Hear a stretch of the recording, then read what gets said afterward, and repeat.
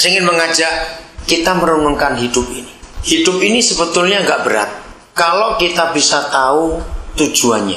Ya, coba renungkan ini. Hidup ini tidak ada yang berat kalau kita bisa tahu tujuannya. Di antara semua binatang yang ada di bumi ini, maka keledai adalah binatang yang paling unik. Mereka itu diciptakan dengan tujuan untuk membawa beban. Maka itu keledai tidak akan jalan dengan mantap dan dia akan sempoyongan justru ketika dia tidak bawa beban. Aneh sekali binatang satu ini. Unta juga begitu. Dia nggak akan hidup di daerah yang nggak ada pasirnya. Dilepaskan di kota begini, mereka malah bingung dan nggak bisa hidup. Nah, kalau kita pikir, kenapa unta bisa tahan? Karena mereka tahu tujuannya. Unta diciptakan supaya bermanfaat di padang gurun. Keledai diciptakan supaya membawa beban. Dan semuanya. Kita lihat kuda. Kita lihat aja mereka lari terus kita capek sendiri. Tapi mereka gak capek. Sebab mereka tahu tujuannya. Nah, beritahukan kepada teman-teman kita semua. Kalau ada orang hidup merasa berat, pasti dia gak tahu. Kalau kita semua tahu tujuan hidup itu apa, pasti hidup itu gak akan berat. Apa saja. Pasti ada yang tanya, kalau gitu tujuan hidup itu untuk apa? Baik, saya akan uraikan ini. Semua kita pasti tahu sumur, bukan? Kalau hidup kita seperti sumur, maka nggak ada seorang pun akan merasa berat. Ya, saya masih kecil tinggal di desa. Papa saya punya sumur. Nah, di tetangga-tetangga kami itu hampir nggak ada yang punya sumur. Nggak tahu kenapa mata air hanya ada di belakang rumah papa. Padahal jarak daerah kami tinggal itu dengan Bengawan Solo itu nggak sampai 200 meter, nggak sampai. Ya, di antara teman-teman hanya Gising yang pernah ke tempat di desa kami tinggal. Waktu itu kakak saya menikah, dia datang.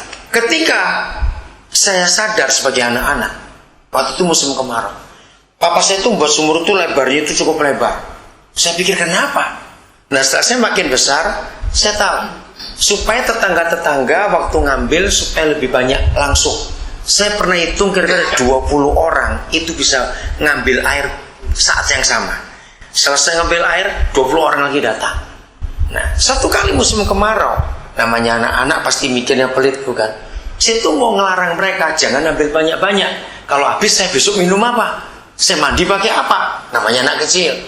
Nah, saya ingat waktu itu adik mama saya ada di rumah. Saya bilang dia, Om, bisa nggak beritahu orang-orang itu? Jangan ambil air banyak-banyak. Besok minum apa sih? Ya terang aja Om, saya ini tertawa dong. Kan gitu. Tapi saya ingin tahu. Suatu sore mereka semua sudah ngambil. Kalau sudah gelap, karena dulu nggak ada listrik, maka mereka nggak ngambil. Nah, ketika sudah nggak ada orang ngambil, saya minta Om, tolong Om angkat saya. Saya tuh mau lihat airnya nggak seberapa. Woi, saya ingat betul. Sudah kelihatan batunya. Jadi airnya tinggal sedikit. Saya tidur tuh mikir, bagaimana kalau air ini habis? Besok pagi, saya bangun mereka sudah pada ngambil. Saya minta Om saya itu gendong. Apa yang terjadi? Airnya naik lagi. Saya tidak pernah ngerti itu sampai saya setelah saya jadi pendeta, tiba-tiba itu muncul. Bayangkan kalau kita tahan-tahan air sumur itu. Secara logika anak-anak, seringkali kita kalau masih punya sumur dan kita tidak mau membagikan, pasti kita minum air yang sudah basi, yang sudah ada di situ berapa tahun. Betul nggak? Kalau kita ingin minum air yang fresh, maka kita harus menghabiskan air itu hari itu juga. Tinggallah tidur, besok akan nyumber lagi air itu. Dan kalau air itu nyumber lagi, ini logika anak-anak ini, berarti kita pasti minum air yang baru. Secara logika kalau orang tanya, kenapa kamu nyimpan? Kenapa kamu nabung? Kenapa untuk kamu simpan? Hampir semua orang jawabannya apa? Ya, siapa tahu untuk jaga-jaga. Kan begitu, bukan? Pernahkah kita mikir bahwa konsep ini konsep yang salah? Kalau kita punya uang sisa atau uang lebih istilahnya, lalu kita simpan atau kita tabung, jangan pernah berkata bahwa untuk jaga-jaga. Karena kalau kita punya prinsip itu, renungkan, semua kata yang ada kata jaga-jaga itu pasti negatif. Betul tidak? Karena kata jaga-jaga itu pasti yang jelek. Betul atau tidak? Jawab-jawab itu. Nah, akhirnya waktu kita perlu Kita takut untuk menggunakannya karena siapa tahu kok tiba-tiba jadi sesuatu. Berarti tanpa kita sadari, maaf, kita membuat celaka diri kita sendiri karena harapannya untuk yang jelek saja. Nah, yang betul adalah kenapa kita nabung, kenapa kita simpan uang itu? Jawabannya memang lagi belum perlu apa-apa, ya kita simpan dulu. Nah, kalau ada yang perlu, jadilah kita ini sumur. Masing-masing kita pasti punya sumur. Berarti kata sumur ini, masing-masing kita pasti punya income. Masing-masing kita pasti punya usaha. Sekecil apapun usaha itu, mulai hari ini jadikanlah usaha itu sumur kita. Dan ayo kita mulai menjadi berkat buat orang-orang di sekitar kita. Nah, itulah tujuan hidup kita. Yang kedua, saya akan bicara, hidup itu seperti pohon buah. Renungkan tentang pohon buah. Pohon buah itu nggak ada kalau berbuah dia makan buahnya sendiri, ya atau tidak? Nggak ada. Setiap pohon yang berbuah orang lain yang makan. Bahkan seringkali kalau kita punya pohon buah, kita sayang-sayang, tuh tunggu masa pohon, itu tangga yang duluan. Betul nggak? Nah, yang kedua yang hebat lagi, pohon buah itu nggak pernah tersinggung ketika buahnya kita petik musim ini, terus dia ngomong tahun depan gua nggak berbuah kalau lu habisin. Nggak ada pohon buah seperti itu. Nah, hidup kita tuh seperti pohon. Pohon itu satu-satunya ciptaan Tuhan yang tidak punya batas umur. Semua binatang, semua manusia itu punya batas umur.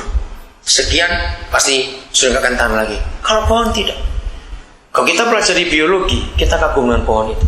Pohon itu satu-satunya makhluk ciptaan Tuhan yang tidak punya umur mati.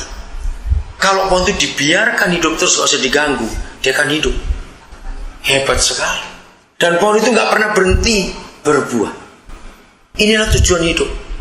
Kalau kita mau jadi sumur, kita mau jadi pohon buah, hidup itu bahagia sekali. Karena apa? Selalu membagi dalam hidup ini. Yang ketiga adalah sungai. Saya tanya kepada teman-teman semua, mungkinkah Tuhan membuat sungai tapi lupa buat muaranya? Kira-kira bagaimana? Siapa jawab? Mungkin tidak Tuhan buat sungai lupa buat muara. Kenapa? Ini hukum alam. Siapa bisa jawab? Kenapa Tuhan kalau buat sungai dia pasti buat muara? Ayo cepat jawab. Yang berhubungan air dan langit menjawab. Iya, dia sih makhluk amfibi. Loh. Ayo, kenapa kalau Tuhan buat sungai pasti buat muara? Ayo, kenapa? Apa? Oke, tapi bukan itu. Ya, kita bisa suatu tujuan itu betul. Tapi secara umum, secara umum saja. Kenapa buat sungai harus ada muaranya? Andrew bisa jawab, Andrew? Kenapa, Andrew? Kalau Tuhan buat sungai, dia pasti buat muara. Iya, tahu muara ya? Yang ujungnya itu. Iya, supaya airnya bisa mengalir. Sungai yang airnya mandek namanya got. Iya, saya ulangi. Sungai yang tidak mengalir namanya got. Iya, itu karena dia mandek. Hukum alam berbunyi demikian. Ada input, harus ada output. Maka itu kenapa orang buat mesin harus ada knalpot. Kalau nggak meledak dia. Tujuan hidup adalah itu. Alirkan, bagikan. Itulah kebahagiaan. Orang berkata, pasir adalah kehidupan. Karena pasir itu luar biasa.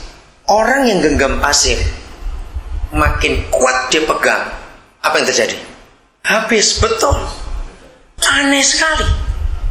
Justru pasir itu nggak boleh digenggam kuat-kuat supaya dia tetap ada di tangan. Nah, seperti itu manusia.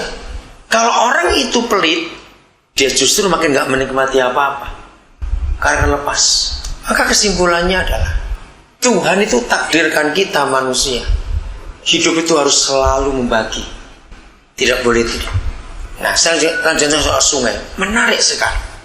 Tahun 75 bulan November, jadi kita baru lulus setahun. Yang SMA kita lulus ke 74. Nah, 75 saya ke Kalimantan.